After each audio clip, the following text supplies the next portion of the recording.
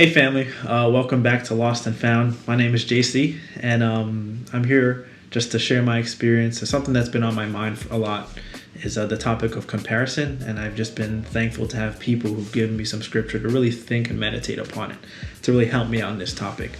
The first one that I'll share with you is 2 Corinthians chapter 5, verses 15 and 16.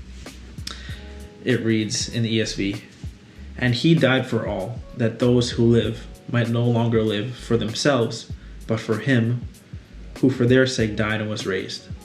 From now on, therefore, we regard no one according to the flesh.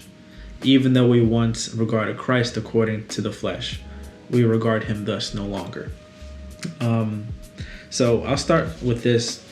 I think two areas that we struggle with when we think about comparison is comparing ourselves to other people, and then comparing ourselves to where we're at versus where we want to be as people.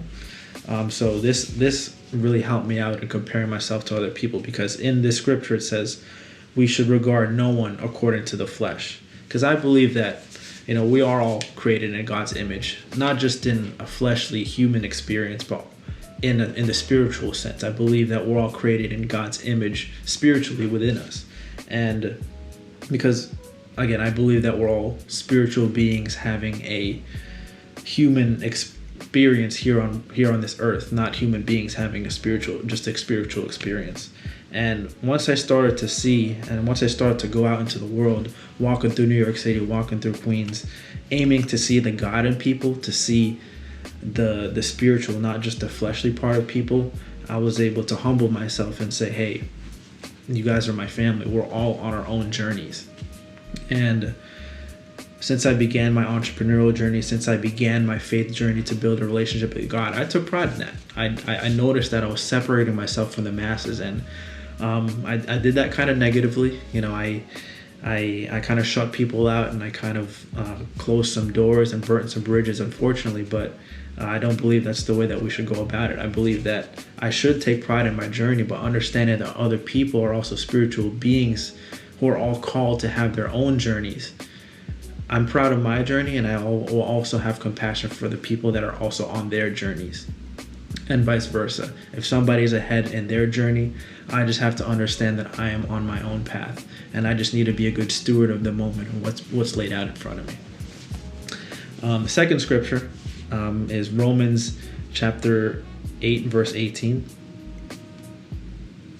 Flip to it now. So Romans chapter 8, verse 18 in ESV. "For I consider that the sufferings of this present time are not worth comparing with the glory that is to be revealed to us." And again, I think this pertains to comparing ourselves to who we are today, or who we think we are today, versus the person that we want to become in the future, that ideal self. And again, this all goes back to understanding that we are all on our own journey. And here in the scripture it says, the sufferings of this present time are not worth comparing with the glory that is to be revealed to us. The present time, the sufferings of our present time can change in a moment. It can change tomorrow. It can change. The glory in somebody else's life can change in a single moment, in a day, in a year. It doesn't matter how long it takes, but it will change no matter what. And it's not worth carrying that anxiety and that worry with us today, because if we get stuck in that moment, if we get stuck in that worry and that state of anxiety, we might miss the boat. We might miss that opportunity that we should steward properly to then begin to grow ourselves. We might miss the boat, and if we miss that boat, we may not be able to steward the present time properly.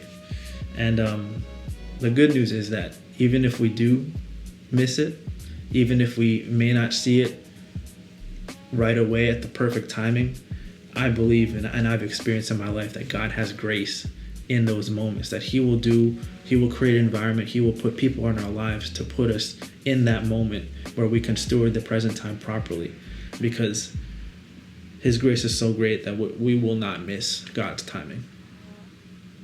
So understanding that I'm on my journey, and it's not in my timing but God's timing, has really helped me out with this topic of comparison, and I hope that this message will help somebody else out in their own journey of comparison. So thank you guys for listening. Again, my name is JC, and I'll catch you guys next time.